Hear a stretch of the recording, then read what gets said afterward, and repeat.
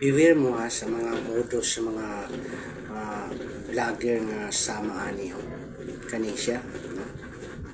Siguro dili ni si Papa Dudut gigamit lang ang pangalan, pero ako kay ni siya impact sa pangalan ni Papa Nandi ay kay naapagid siya video or iyahag yung hitsura ba na posibleng makadaot niya kung tinuod man nga kini gigamit ang iyang account ug gikawat ang iyang video gamit kini, pero sa tanaw nako scam gid ni siya kayo.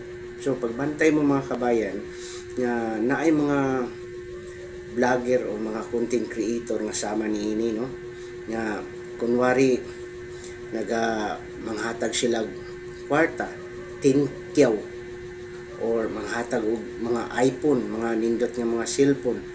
Pagkahuman niya na, pag mo message ka, mo like, mo heart ka, mo share sa ilang video, according sa ilang ginapangayo nga mag-heart ka, mag-share, magbilin ka og bakas diya sa ilang video niya. Pag-comment na nimo after mo kwandahin sila, mo reply, no, mo message din sila sa imong mo respond sila according sa imong mensahe nga gipaabot, no, nga kunwari gusto nimo nga kuhaon ang ilang gi-offer. So after magpadala din sila og pangayuan din kanila og kanang kumpletong pangalan, phone number, address para ipadala ang para naaka kuno bayaran nga shipping fee, no. Maglisod man gani tag palit og usa ka kilong bugas niya pabayro na tag shipping fee, no. Usa na siya ka scam mga kabayan mo na nga bantayan ginato na ang mga modus sa uban nga mga vlogger kay ilahan ng mga modus, no, nga makakwarta,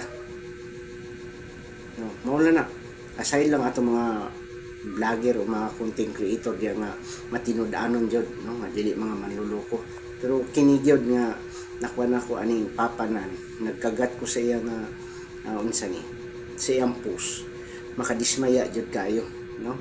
No naunaon nimo, no, 100% naunaon jud nimo nga pangayuan kag shipping fee nga imagine 699 pesos di gani kakapalit og 1 kilong bugas kay wa na kay trabaho, pangayuan kapag ingon niya na pagka lisura jud, pagkasubo jud pamalandong.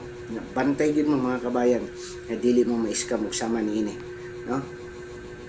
Ug salamat, paki-share, paki-like sa atong aron i-share po ninyo para daghan ang makaibalo nga ma-aware sila nga dili gyud sila magpabiktima sama niini nga mga scammer ngayon nani, no. Wala ko man daot og mga content creator kung dili magmabinantayon jud ta, no, kay nay mga tawo mapagsamantala gigamit ang pangalan or either sila jud. Daghang salamat.